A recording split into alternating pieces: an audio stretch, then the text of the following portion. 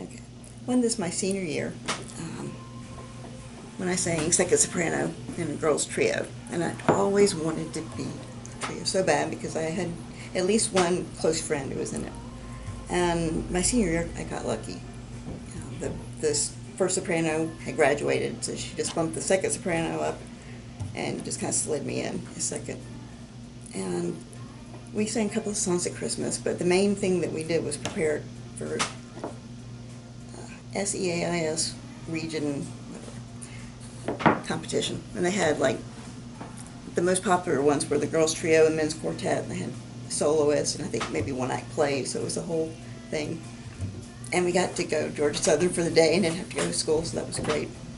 And we were just kind of sizing up the competition, and noticed that we were really the only ones that were wearing uniforms. There was this one group that were wearing floral dresses, matching dresses, and we, the mature 16, 17-year-olds we were at the time, we were like, oh my God, it's like not Easter. Why are you wearing, seriously, what's with the flowers? So I named them the Flower Girls, and they just looked like they were going to be competition. And most of these schools were from the country, and when they sang, they sounded like it. And we were still trying not to get cocky, but yeah, we were wearing these uniforms that made us look like we were modeling rejected flight attendant uniforms for US Air. And our navy skirts below the knee, of course, a red blouse with a sailor collar, and a blue bib. And I even had navy shoes that had a little bow on top that were really cute, and a punkish haircut. And it was finally our turn to sing. I couldn't really see anything past Mrs. Royals because of all the lights. I mean, and it kind of reminded me of the icons in the Greek Orthodox Church where they had this halo, because that's sort of what it looked like. And it kind of took some of the anxiety away from it because you couldn't really see anybody. And we're singing, and it's like it just clicked. All of a sudden, all the stuff that she'd been trying to tell us, listen and to each other, and for the past several years, just clicked. And we went from being three individuals trying to outsing the others into one unit, and we were blending perfectly. And I don't remember the song, I don't remember what it sounded like, but I remember the expression on Mrs. Royal's face, and I could read her mind, and it was like, holy crap, they're doing this, they're gonna win this. She's like, yes, yes, yes, and smiling, and I don't know, the energy between us, it made us more at ease, and we kind of moved a little closer to each other, and we were, got kind of animated rather than just standing there, singing. And we were looking at each other and smiling at her. When we finished, we knew we were not leaving that auditorium without at least second place.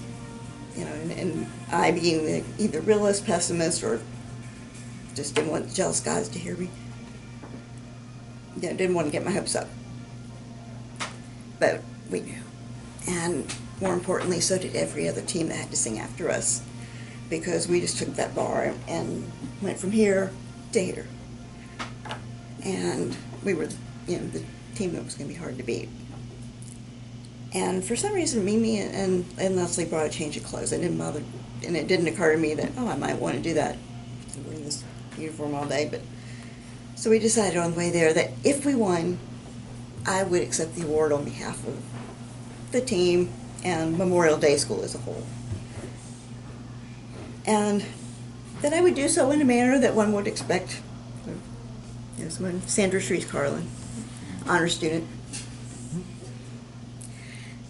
It wound up being anything but.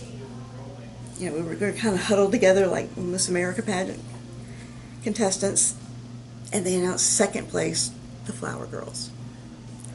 And I didn't, for some reason, when I heard them call, say that we won, I heard it more like, Sandy Karlin, come on down. And because I bolted out of the chair, and can picture myself doing it, climbing over people to get to the aisle, and I ran down the aisle. And I don't remember if they followed me or not. I can't remember, probably. But somebody, plunked this trophy in my hand, and it was sort of as if Queen Elizabeth herself had come in and taken off her crown and handed it to me. And I mean, it's just a generic trophy. It just says Trio Girls. There's no date or anything. But this was the first time I ever won anything that I really made a contribution to. You know, and it was like my, you know, blood, sweat, tears, and talent that went into it. And but for the fact that I was singing second soprano, we would not have won. And the same can be said for the, you know, Leslie, Mimi. We were a unit. And 29 years later, I still have this. Eventually one day, you know, it'll end up in a landfill somewhere, and maybe somebody, you know, might find it and, oh, well, I need this for a play. But for now, you know, this is my little piece of junk.